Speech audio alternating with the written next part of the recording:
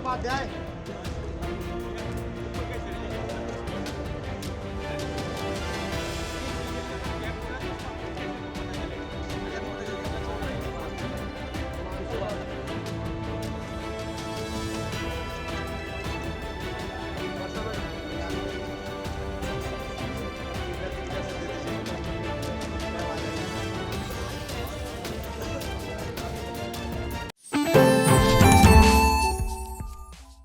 नमस्कार, आप देख रहे हैं आई इंडिया और मैं हूं डॉक्टर पंकज सिंह गौर और मैं प्रियांशु मिश्रा।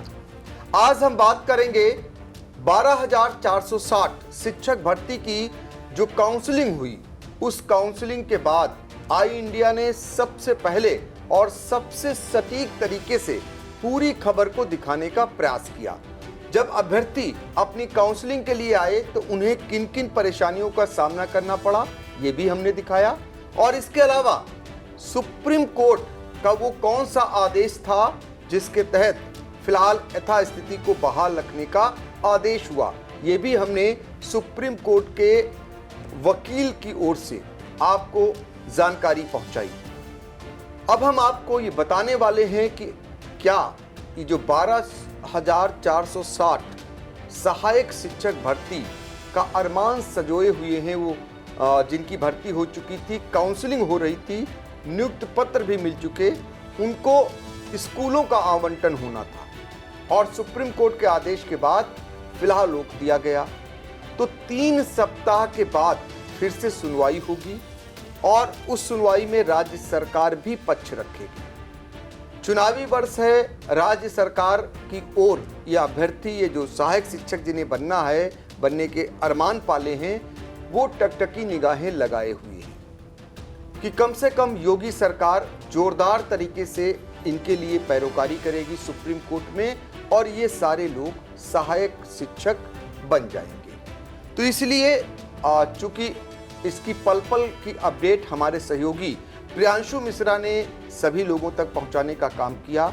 हमने ये जानने का भी प्रयास किया कि जब इनको नियुक्त पत्र दिए गए तो कितने नियुक्त पत्र सीतापुर में फिलहाल बीएसए ने बांटने का काम किया, क्योंकि कई रात और दिन जगने के बाद बीएसए ने कड़ी मेहनत की इन तक नियुक्त पत्र पहुंचाने की, क्योंकि इनके जो दस्तावेज थे उनको भी जांचना था और बहुत सारे ऐसे दस्तावेज रहे जो अधूरे रह गए।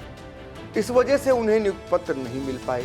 तो सबसे पहले हम आपको बताना चाहेंगे कि सोमवार को जब इन्हें नियुक्त पत्र बांटे गए, ये अलग बात है कि 7 जनवरी के वो नियुक्त पत्र माने गए हैं, उस दिन की डेट के उनको दिए गए हैं और स्कूलों का आवंटन होना था। भारी पैमाने पर बीएसए कार्यालय में भीड़ जुटी हुई थी, कुछ महिला वो अभ्यर्थी थे तो कुछ पुरुष अभ्यर्थी थे। तो ऐसे में कितने नियुक्त पत्र बटे, कितने रह गए और बीएसए ने कितनी कड़ी मेहनत की, इन सब बातों को जानने का प्रयास अपने सहयोगी प्रियांशु मिश्रा से करेंगे। तो प्रियांशु, जरा बताइए कि जो 12,460 जो सहायक अध्यापक भर्ती के लिए जिनकी ओपन काउंसलिंग हुई और उनमें क्या कुछ रहा और अब क्या उम्मीदें हैं उन्हें 2024 में जो अरमान सजोए हैं, क्या उनको पंख लग सकते हैं? जी सर, बिल्कुल। सबसे पहले हम जानकारी दे दें सर कि यहाँ पे जो गहमा-गहमी रही सीतापुर में, चाहे डाइट हो चाहे बीएसए कार्यालय पर हो नियुक्ति पत्र लेने वाले अभ्यर्थियों के लिए,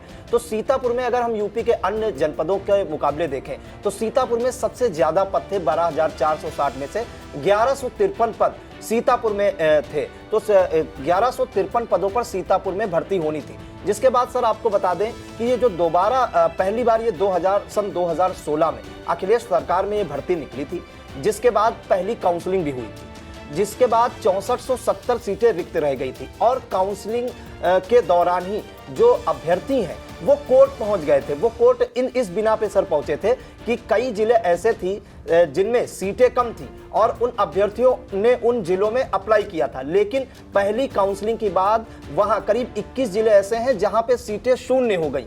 तो अभ्यर्थियों की दावेदारी खत्म हो गई, मतलब उनका सपना अधूरा रह गया। तो इस बिना पे अभ्यर्थी पहुंच गए कोर्ट कि उन्हें भी अन्य, जैसे यहाँ पे भर्ती पूरी हो गई है प्रक्रिया, यहाँ सीटें शून्य हो गई हैं, तो हमें अन्य जनपदों में भी मौका दिया जाए, क्योंकि अन्य जनपदों में हम अप्लाई नहीं कर पाए हैं, हमारी मेरिट ज्यादा है लेकिन हम वंचित रह जाएंगे नौकरी से। कोर्ट ने अंततः रोक लगा दी। हाई कोर्ट ने लंबी सुनवाई सर चली, 7 साल की करीब सुनवाई चली। 6470 पद बचे। अभ्यर्थियों ने इस दौरान कई परेशानियां झेली, कई तरह की भर्तियों में उन्होंने अप्लाई किया। लेखपाल में अप्लाई किया, ग्राम विकास अधिकारी की भर्तियां आई, ग्राम पंचायत अधिकारियों की भर्तियां आई और कई आपके जो इंटर कॉलेजेस में भर्ती हैं वो भी आई, टीजीटी पीजीटी। लेकिन कई अभ्यर्थियों को उनमें मायूसी हाथ लगी, क्योंकि नौकरियां वैसे भी कम निकल रही हैं और जो निकल रही हैं उनमें बहुत ही टफ कंपटीशन हो रहा है। तो इसके बाद 7 साल के लंबे इंतजार के बाद हाई कोर्ट ने अंततः 6470 पदों पर भर्ती प्रक्रिया शुरू करने का आदेश दिया राज्य सरकार को। राज्य सरकार ने भी इसे गंभीरता से लेते हुए तत्काल काउंसलिंग कराने के निर्देश संबंधित बीएसएस को दिए, डाइट प्रचार को दिए। और जो सर पहली काउंसलिंग हुई वो बीती 29 दिसंबर को हुई। तो जो सीतापुर में 29 दिसंबर को काउंसलिंग हुई थी वो 303 पदों पे हुई थी, जिनमें से अगले दिन 297 अभ्यर्थियों को नियुक्ति पत्र बांट दिए गए। 6 अभ्यर्थियों की पत्रावलियों में कोई कमी रह गई थी जिस वजह से नहीं बांटे गए। लेकिन 29 दिसंबर को जो काउंसलिंग हुई उसमें अभ्यर्थियों का कहना था कि ये वो अभ्यर्थी थे जिन्होंने जिस जिले में अप्लाई किया था वहीं उनकी काउंसलिंग हुई है। लेकिन 4 जनवरी को एक वीडियो कॉन्फ्रेंसिंग होती है बेसिक शिक्षा सचिव प्रताप सिंह बघेल की प्रदेश के सभी बीएसएस के साथ। उसमें काउंसलिंग के आदेश दिए जाते हैं कि ओपन टू ऑल काउंसलिंग का दरवाजा खोल दिया जाए। मतलब अभ्यर्थी ये चाहते थे कि जिस जिले से वो वंचित रह गए थे उन्हें अन्य जिले में मौका मिले। आखिरकार उनका भी सपना सच हुआ और ओपन टू ऑल काउंसलिंग हुई। 4 जनवरी को आदेश आए, 5 जनवरी को काउंसलिंग करने के आदेश हुए, जिसके बाद आनंद फानन में शिक्षा विभाग के भी हाथ पांव फूल गए, क्योंकि 24 घंटे से भी कम समय था सर। शाम को वीडियो कॉन्फ्रेंसिंग हुई, महज चंद घंटे ही बचे थे, पूरा शिक्षा विभाग लग गया काउंसलिंग को संपन्न कराने में। प्रदेश के सुदूर जनपदों से अभ्यर्थी आए, उनको भीषण ठंड पड़ रही है, उन्हें काफी दिक्कतों का सामना करना पड़ा, क्योंकि अगले दिन सुबह 10 बजे से डाइट पर सर काउंसलिंग थी। तो प्रदेश के सुदूर जनपदों से काउंसलिंग कराने के लिए आए अभ्यर्थी गाजीपुर, फर्रुखाबाद, हरदोई, लखीमपुर के अलावा सुदूर आजमगढ़ हो गए, जौनपुर हो गए। आई इंडिया से अभ्यर्थियों की बात भी हुई तो उन्होंने भी बताया था सुदूर जनपदों से आए थे। तो उनकी काउंसलिंग हुई, जिसमें से आपको बता दें 865 पदों के लिए काउंसलिंग होनी थी, जिसमें से 845 जो 5 जनवरी को काउंसलिंग हुई उसमें 845 अभ्यर्थियों को जो नियुक्ति पत्र बांटने थे। क्योंकि 7 तारीख को नियुक्ति पत्र बांटने थे, लेकिन जैसा कि सभी जानते हैं कि सीतापुर जिले पे प्रेशर ज़्यादा था। बीएसएस से भी बात हुई आई इंडिया की, उन्होंने भी बताया कि चूंकि भारी संख्या में अभ्यर्थी हैं, उनके पत्रावलियों का मिलान, एक एक डेटा मिलान करने में भी काफ़ी समय लगा। उन्होंने खुद बताया कि 2 से 3 रात वो जाग करके खुद वो स्वयं देख रहे हैं, मॉनिटरिंग कर रहे हैं और अंततः 8 तारीख को नियुक्ति पत्र दिए जाने थे 845 अभ्यर्थियों को, जिसमें से आपको बता दें 750 से ज़्यादा नियुक्ति पत्र अभ्यर्थियों को बीएसए अखिलेश प्रताप सिंह ने अपने हाथ से बांटे। करीब 100 से कम जो अभ्यर्थी रह गए थे उन्हें नियुक्ति पत्र नहीं दिए जा सके, क्योंकि उनकी पत्रावलियों में कुछ खामियां थी। जिसके बाद कहा गया कि जब पत्रावलियों में जो कमेटी है उसमें जब कमेटी का जब मार्गदर्शन आएगा तो उन अभ्यर्थियों को भी नियुक्ति पत्र दिए जाएंगे। सभी ये जानना चाह रहे थे सर कि 7 तारीख को नियुक्ति पत्र नहीं बांटे गए और 8 तारीख को अचानक से एक सुप्रीम कोर्ट का आदेश आ गया कि अब जो भर्ती है वो ऐसे ही रोक दी जाए, आगे की कोई प्रक्रिया संपन्न न कराई जाए। तो उसका हम एक डाउट क्लियर कर दें कि जो नियुक्ति पत्र बटे हैं वो 7 जनवरी की सर डेट में बटे हैं और जो सुप्रीम कोर्ट का आदेश आया है वो 8 जनवरी की डेट में आए हैं। तो नियुक्ति पत्र तो दिए जा सकते हैं अभ्यर्थियों को, नो डाउट, कोई दिक्कत नहीं, लेकिन जो आगे की प्रक्रिया है, जैसे उनका विद्यालय आवंटन है, वो नहीं हो सकता। तो यथास्थिति बरकरार है।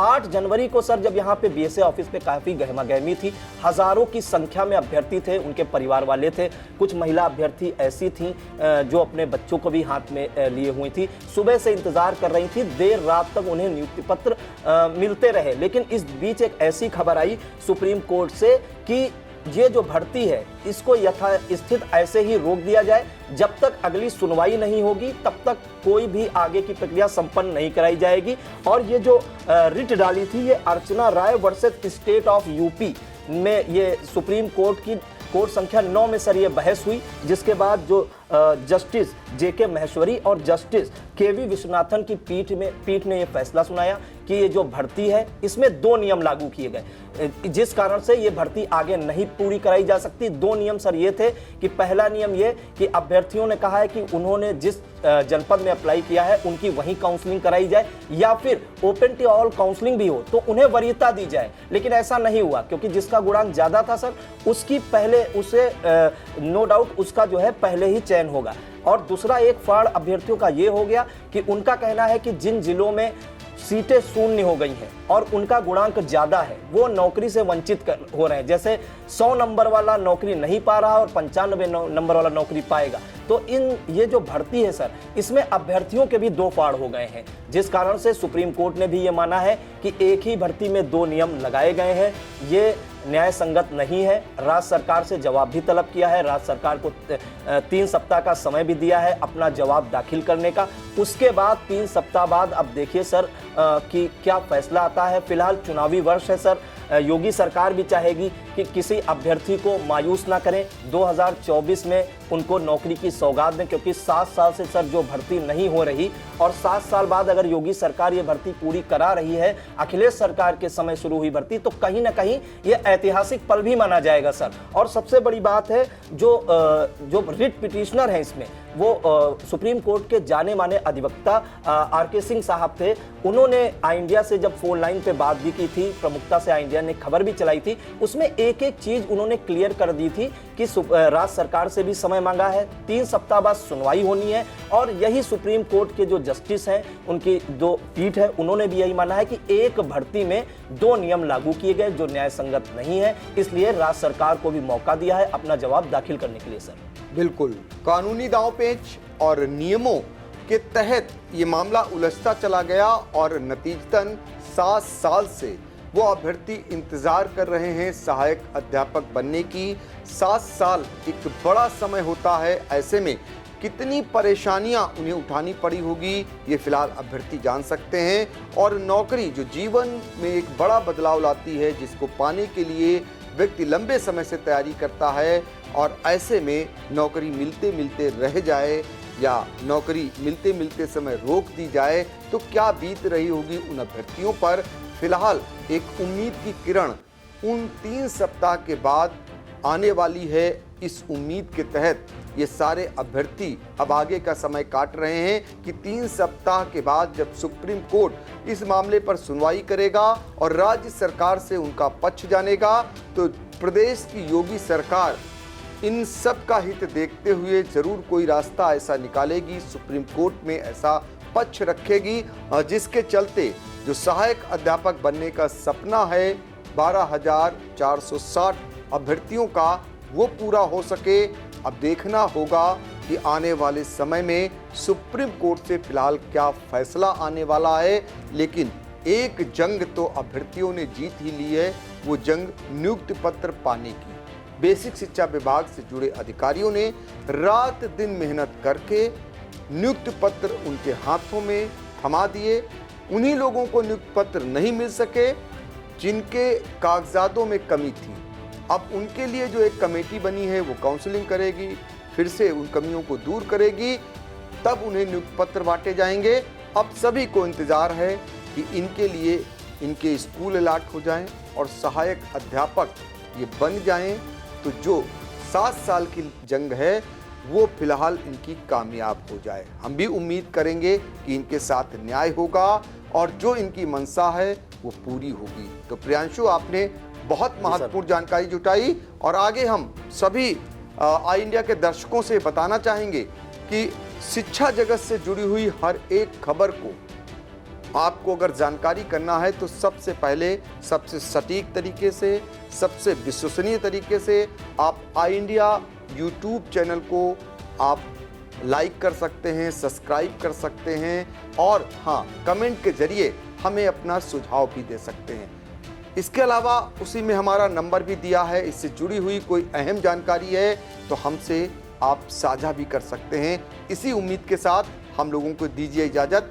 नमस्कार।